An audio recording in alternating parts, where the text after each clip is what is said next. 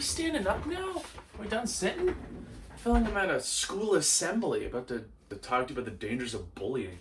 Hello, it's me, the before picture of a Proactive commercial, and today we're talking about the worst person in the world. And I'm not talking about the Norwegian drama romance I saw earlier this year, I'm talking about Rob Schneider. I have a deep hatred for Rob Schneider. If I could pick any actor to fall off the face of this flat earth, it would be him.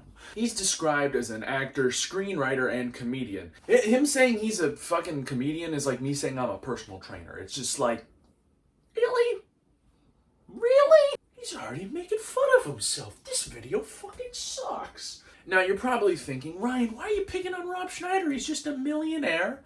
What did he ever do to deserve any hate? Well, one, he made a shitload of bad movies, but as of July 10th, 2021, he revealed to the world that he is an anti-vaxxer. In a tweet, Rob Schneider said, "Just say no, and keep saying no. Over half of the US population is continuing to say no to this unapproved experimental gene therapy. Quote, my body, my choice." And then in a weird call to arms, he finishes the tweet with hashtag Second Amendment is for this. I guess he's implying you should go shoot any doctor that tells you to get a vaccine. You know the ancient proverb, a shotgun shell a day keeps the doctor away. What a sane man who's made a lot of very good, not dog shit movies. I think there's some really amazing tweets here replying to Rob Schneider, because honestly, if you're going to open yourself up to being anti-vax, you're opening yourself up to getting dunked on.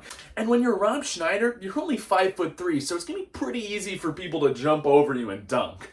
This is from @entitled2life. I boycott Rob Schneider movies for him promoting dangerous anti-vax rhetoric, but I've already been boycotting his movies for decades because I have taste. And then this is from @Argahavan SL, is an actual doctor, it seems. Here's an idea. Maybe don't take medical advice from the guy who brought you Deuce Bigalow. Now you're probably thinking, Ryan, is this a clever segue? You're gonna jump from this tweet to talking about Deuce Bigalow? No, idiot. Look at the title of the video. I'm talking about Big Stan.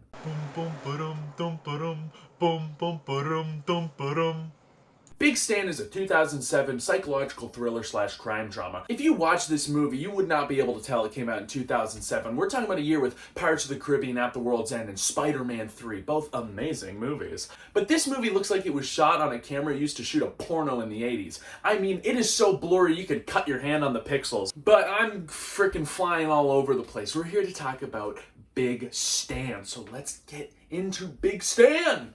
So our movie begins with our main character, Stan. He's this crooked realtor, and immediately out the gate, the movie's racist. Just immediately jumping into like racial stereotypes is Stan cons an old woman into buying a timeshare she really doesn't want. As this deal's going on, the FBI come in and arrest Stan. Now at first I assumed this was actually real life and Rob Schneider was finally being arrested for his crimes against cinema, but no, it's just part of the movie. Can you arrest an actor for bad movies? So Stan hires a crooked lawyer because he thinks that he'll pay off the judge and get him no prison time, but the lawyer's kind of bad at his job, so he only gets him like a 6-month prep time for prison. I don't get it. You bribe the judge and I still get a 3-year sentence? That was mandatory. The judge couldn't fix that. Now you got 6 months to set your affairs in order.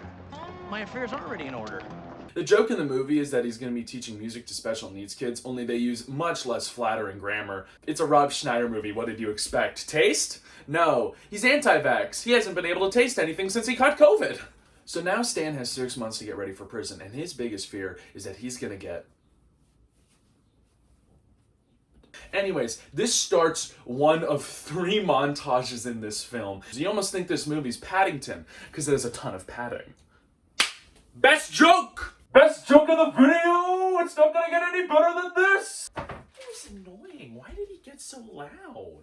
At the end of this montage, Stan gets fed up at the children's martial arts studio because they're not letting him rise through the ranks. And then to like prove his mettle, Rob Schneider really takes a twist on pick on someone your own size and fights someone physically shorter than him, but in reality is a much bigger person than Rob Schneider. After being kicked out of the martial arts studio he was training at, he is lying there cold, defeated on the road, having been kicked multiple times. In one of the best scenes ever, because you just get to watch Rob Schneider get curb stomped. It's there lying there on the street that we see a figure come into distance, a washed up Raiden from Mortal Kombat, a character known only as the Master. The Master's the man who trained Stan in this movie. We do learn that he had a star pupil that went evil. And do you think that star pupil's gonna come up later? Cause of fucking course he will. This movie foreshadows so heavily. I'm only assuming to balance out the asinine amount of lighting they have in these scenes. I'm talking lights so bright you'd think you're in heaven, but then when you adjust your eyes, you realize you're watching the big Stan. Oh no, you're in hell! But I digress. The master comes to Stan's house to help him train. And, I'd completely forgotten, Stan does have a wife. Her main characteristics being that she wants a child, she is not smart enough to have left Stan yet, and she's also a better actor than Rob Schneider. But again, that's a character trait that literally every other actor in this movie has. Now that the master's training Stan, of course we get our third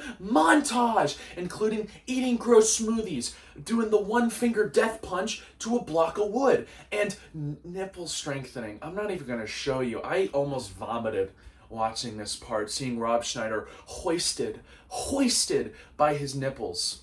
Hey Rob, hey little guy, I got a question for you. Why the fuck is this in the movie? Actually, going back to the smoothie, it's part of one of like 2 jokes that actually made me laugh in the film. So Stan has to eat these disgusting smoothies prepared by the masters. You know, they got like pig fillet, kale, cigarette butts in them. And at first I'm like, oh yeah, healthy food tastes bad. I get that. That's funny. But then when he gets to prison, everyone's eating the prison food and they're all lamenting about how gross it is. But Rob's like, this is fucking good. Because he's eaten nothing but garbage for like 6 months. Ah, shit, I'm complimenting the movie.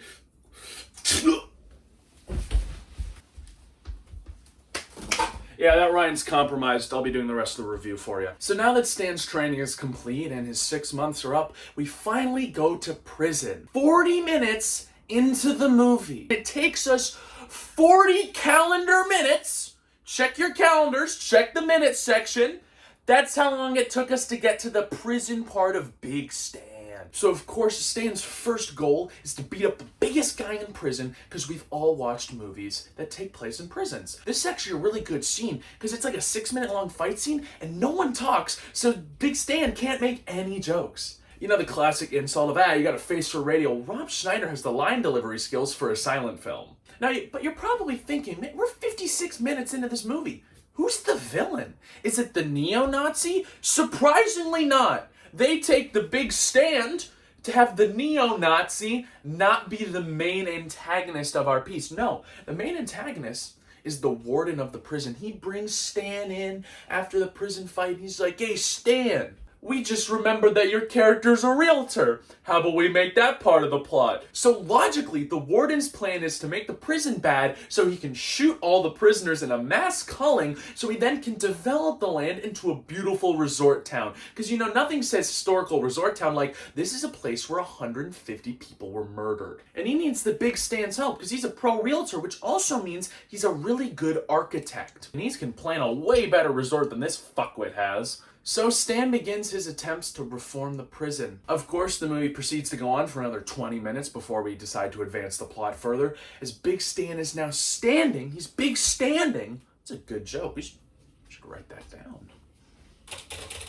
In front of all the other prisoners, and he's ready to lay down his new rules for the prison. Number 1, no more.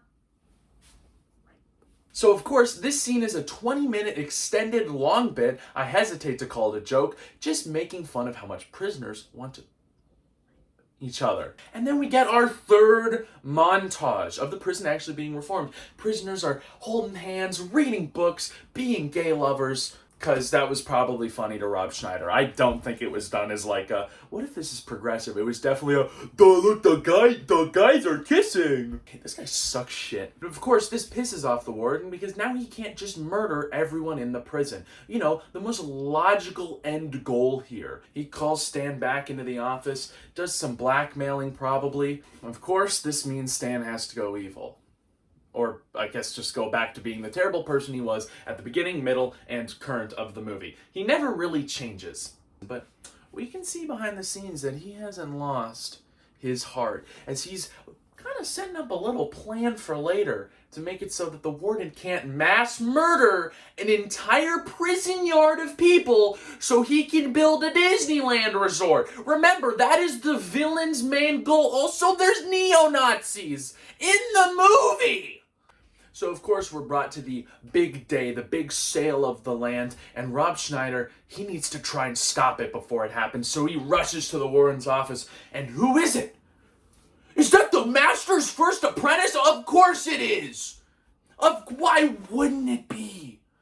So heads come to butt as Stan and the master's evil apprentice throw down in the office, eventually ending in like a poor version of the joke at the end of Hot Fuzz when Timothy Dalton gets the big old spike through his mouth. Instead, this guy gets it up the butt because Rob Schneider thought anal was funny this day. Did he know how to make it funny? No, he didn't. But did he think it was funny? Yeah, I guess he did. Of course, this isn't enough, so Stan has to rush off and actually confront the warden. But it looks like he's too late. But he's not, because we Chekhov boombox this shit. It's time for a dance sequence. If you didn't think that this movie wasn't going to end with a neo-Nazi synchronized dance scene, then I don't know what to tell you. You haven't watched enough bad movies. You clearly respect yourself much more than I do. Since all the prisoners are dancing, the warden's guards refuse to shoot them, because you can't shoot a dancing person. Well, why the hell not? They're just dancing. But you can very well mass murder an entire prison yard of people as long as they're not dancing. So of course the day is saved when Stan's wife comes in and kicks the shit out of the warden, because turns out that she was just training with the master the entire time, and now she's the best student, possibly setting up a sequel, hopefully one that, like other Rob Schneider sequels, don't include Rob Schneider. I'm looking at you, grown-ups too. Thanks for taking them out. Of course, we end with a 3-year time skip. Stan's given his wife the child she wanted, proving that he can do at least one thing right. And of course, the master's still on the payroll, and they've decided to make him train their 3-year-old daughter. Hey, how's her technique? She stinks. But so do you, at first. You sure? I don't remember that. Because, you know, I always entrust the safety of my daughter to a man that looks like Jesus fell through a bleach machine and then into a pile of cigarettes. They drive off in their car, and the movie is finally over. And I'm worse off as a human being.